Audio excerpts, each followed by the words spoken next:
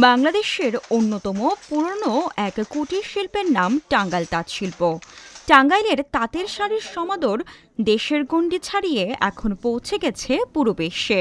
এমনকি এর বুনন শিল্পকে অপরিমেয় সাংস্কৃতিক ঐতিহ্য হিসেবে স্বীকৃতি দিয়েছে ইউনেস্কো। ঐতিহ্যবাহী আর মনোমুগ্ধকর এই শাড়ি টাঙ্গাইল জেলায় তৈরি হয় এবং এই জেলার নামেই এই শিল্পের নামকরণ করা হয়েছে টাঙ্গাইল তাঁত শিল্প। ঊনবিংশ শতাব্দীর শেষ দিকে টাঙ্গাইল তাঁত শিল্পের ব্যাপ্তি প্রসারিত হয়। এই শিল্পের সাথে জড়িত তাঁতিরা মূলত ঐতিহ্যবাহী মসলিন তাঁতশিল্পীদের বংশধর। তাদের আদি নিবাস ছিল ঢাকা জেলায়।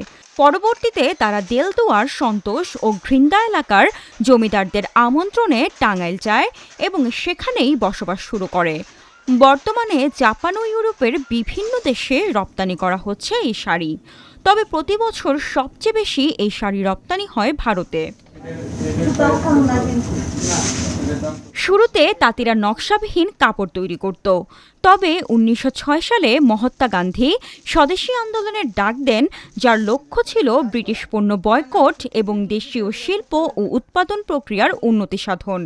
সে সময়ে তৎকালীন পূর্ব বাংলা তথা বর্তমান বাংলাদেশে এই তাঁত শিল্পের প্রসার ঘটে। আমার পারিবারিক একটা সংস্কৃতি বলা যায়।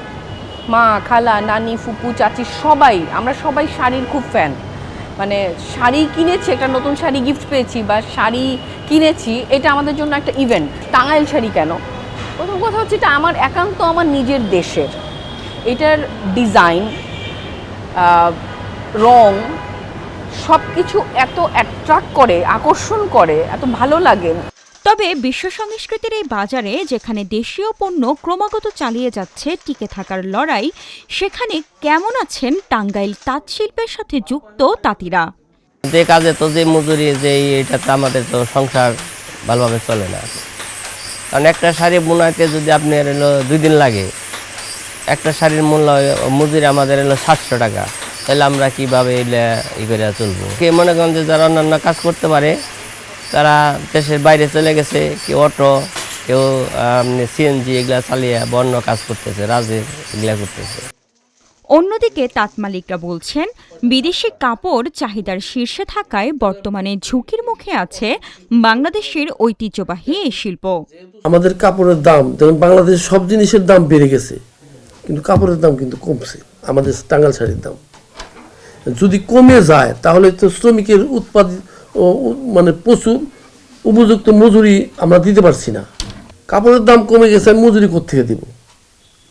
মজুরি দিতে না পারাতে হয়েছে কি, তারা অন্য পেশা চলে গেছে। তবে সব বাধা পেরিয়ে যুগের পর যুগ টিকে থাকুক শত বছরের এই ঐতিহ্য, এমনটাই প্রত্যাশা সবার। সামান্থা আলী, আজকের পত্রিকা।